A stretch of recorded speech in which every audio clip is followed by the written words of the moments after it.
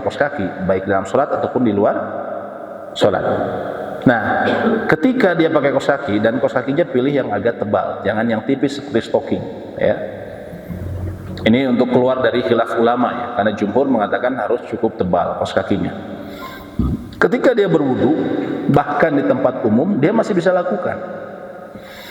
Pertama wajah, kemudian tangan, dia bisa sembunyi di balik kerudungnya kalau kerudungnya panjang, ya.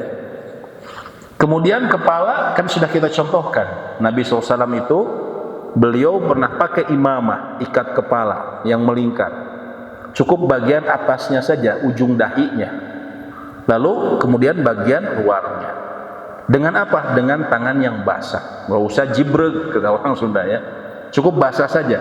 Nah, ibu-ibu bisa seperti itu, bagian bagian dahi, kemudian bagian luarnya. Pas bagian kaki, ibu-ibu karena pakai kaos kaki, cukup usap saja, ya, usap bagian punggung kaki ibu, ya, dari jari sampai ke atasnya, ya, tanpa perlu dibuka, maka itu sudah cukup, ya.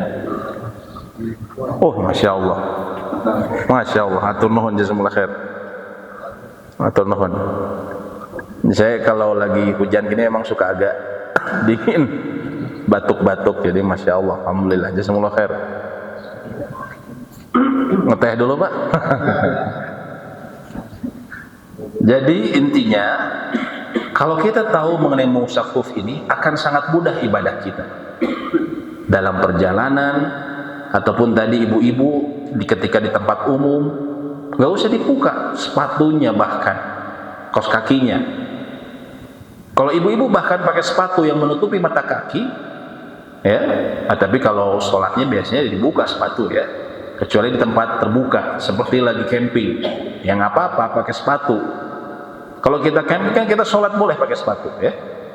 Camping kita pakai sepatu boot, males buka, tadi saya udah wudu cuman batal dan saya belum pernah buka-buka lagi. Usap aja bagian luarnya, bagian atasnya, punggung kaki kita, tanpa perlu dibuka, maka kita sholat pakai sepatu itu sah, ya. Kalau tadi musafir 3 hari 3 malam, ya. Pembatalnya apa? Pembatal mengusap khuf ini, pertama, bila terjadi sesuatu yang mewajibkan mandi, maka mengusap khuf batal. Mewajibkan mandi ini apa? Contohnya junub. Kalau seseorang junub, nah dia batal, artinya tidak berlaku sehari semalam, dia memang harus mandi, harus dibuka, ya, kalau dia junub. Kemudian bila bagian yang wajib tertutup dengan khuf terbuka, maksudnya bila sebagian kaki terlihat, maka batalah mengusapnya.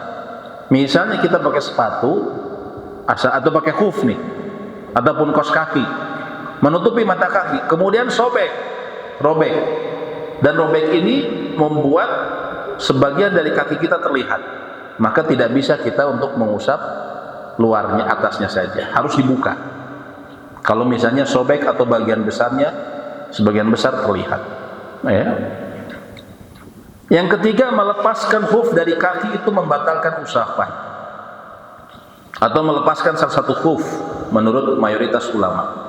Artinya, kalau tadi kita di pesawat, misalnya kita tadi saya supaya wudunya nggak usah ngangkat-ngangkat kaki, saya pengen ngusap aja, kalau gitu saya pakai kaos kaki, ya, boleh saja, ya, dan itu lebih baik tadi kita sebutkan. Tapi perhatikan syaratnya, jangan sampai ketika di pesawat kita buka kaos kakinya, hardang dibuka, ya, atau pakai khuf dibuka, karena ketika dibuka batal, dia harus wudu lagi normal lagi, harus wudu normal lagi, walaupun yang dibukanya cuma salah satu, tuh terkiat, ya. Dibuka salah satu, ya, maka batal, ya, jadi jangan dibuka. Kemudian habis masa mengusap, membatalkan usapan, ya. Kalau habis masa tadi untuk orang mukim sehari semalam, buat musafir 3 hari 3 malam, ya. Yang disebut permulaan masa mengusap tadi kita telah sebutkan. Misal seseorang berwudu untuk salat subuh, dia memakai 2 khuf. Setelah matahari terbit dia hadas namun belum berwudu. Kemudian dia berwudu sebelum zuhur, maka permulaan waktu mengusap adalah semenjak matahari terbit, yaitu saat terjadi hadas. Nah, ini penulis buku ini mengambil pendapat dalam mazhab Syafi'i. Tadi kami sebutkan. Ya, atau sebagian pendapat ulama Syafi'i dan sebagian ulama Hambali. Yaitu kapan kita mulai ngitung sehari semalam tadi? Kita udah wudu misalnya untuk sholat subuh, lalu kita setelah wudu itu kita pakai khuf ini atau pakai kaos kaki. Kemudian kaos kaki tetap kita pakai setelah matahari terbit. Matahari terbit ini kira-kira misal jam 6:30, anggap 6:30 ya. Kita hadas ya, lalu kemudian kita tapi kita nggak wudu, wudunya nanti setelah menjelang sholat zuhur. Maka dihitung sehari semalam itu sejak kapan? Semenjak kita hadas. Ini pendapat pertama. Pendapat kedua, semenjak dia wudu. Ya, semenjak dia wudunya. Semenjak dia wudu yang terus mengusap bagian atasnya, ya. Dan yang lebih ini, yang kedua ini saya katakan tadi, lebih mudah menghitungnya. Karena orang relatif lebih mudah mengingat kapan dia mulai berwudu. Tapi kalau kapan dia hadas, umumnya orang lupa. Apalagi hadasnya tadi kita bilang buang angin.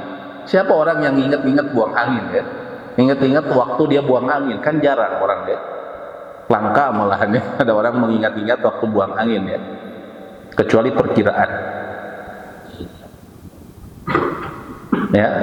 Nah, bagaimana kalau saya sakit, saya sehari semalam, sehari ini saya kedinginan, saya pakai kaos kaki terus di rumah. Saya nggak buka-buka, akhirnya wudunya kita ke toilet, mohon maaf, buang angin, buang air besar, selama nggak dibuka kaos kakinya, itu berlaku hukumnya. Boleh, cuman kita ngusap bagian atasnya aja. Ya, apalagi toilet kering kan mudah ya, kita tidak basah-basahan ya, itu mudah kan. Artinya basahnya hanya bagian terbatas saja, bagian kubul ataupun dubur kita ya.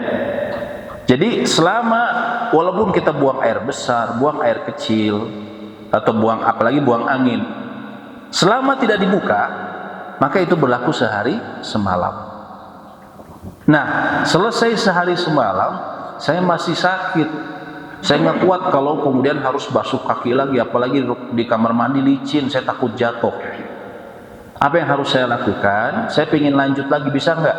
Kalau udah sehari semalam, ya tadi kita misalnya jam 11, ini jam 11 siang lagi nih, hari berikutnya.